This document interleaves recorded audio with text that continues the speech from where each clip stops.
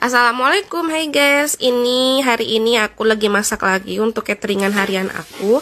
Hari ini menunya ada semur ayam pedas, terus tumis sayur. Dalamnya itu sayurnya macam-macam ya, digabungin aja jadi satu, terus sama tahu tepung.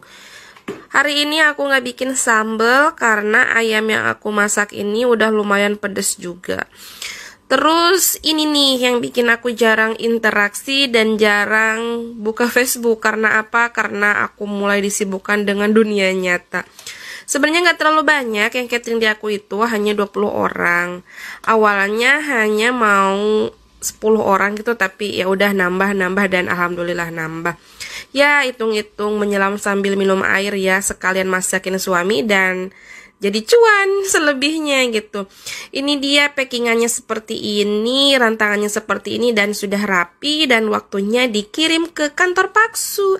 Alhamdulillah hari ini udah beres, jadi waktunya me time. Bye bye teman-teman. Assalamualaikum.